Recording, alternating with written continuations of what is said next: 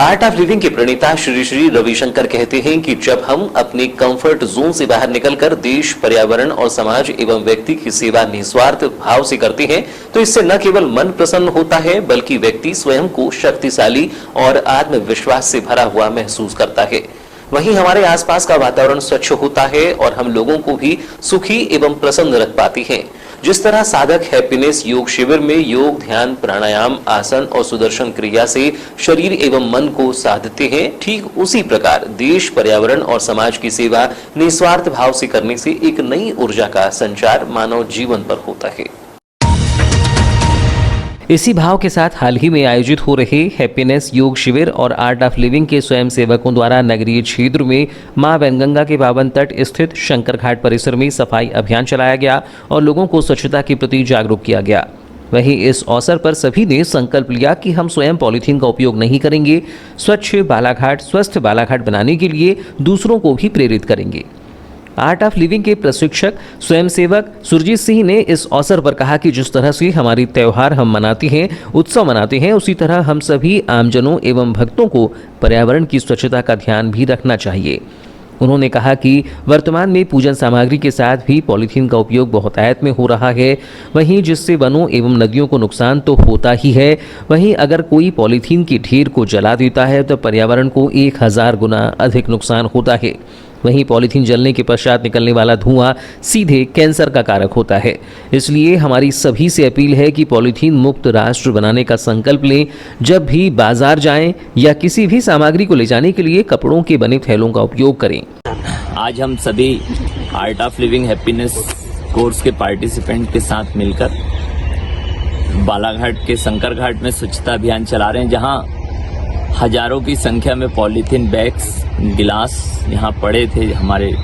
जंगल के एरिया में, तो उन्हें उठाने का काम किए। चूँकि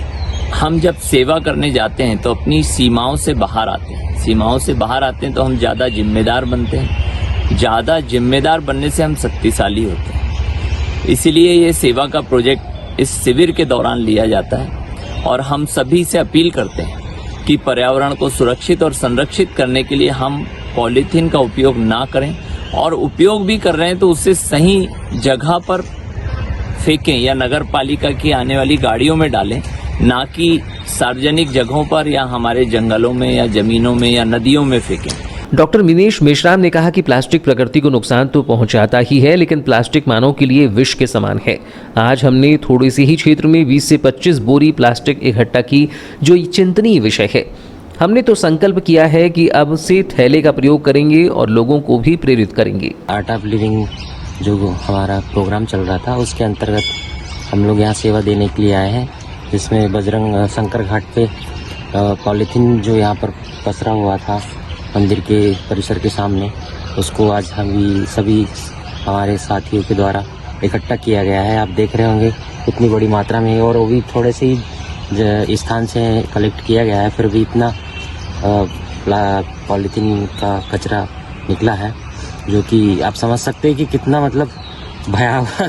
परिस्थिति है कि थोड़ी सी जगह में इतना प्लास्टिक निकला है। स्वयंसेवक डॉक्टर आलोक भारती ने बताया कि सेवा कार्य प्रोजेक्ट के माध्यम से आर्ट ऑफ लिविंग के युवा स्वयंसेवकों ने 18 अप्रैल को नगर के शंकर घाट के तट स्थित मां वैनगंगा के तट पर जल स्रोतों को स्वच्छ रखने एवं वन क्षेत्र में सफाई अभियान चलाकर पॉलीथीन युक्त कचरे को एकत्रित किया और लोगों को स्वच्छता का संदेश दिया।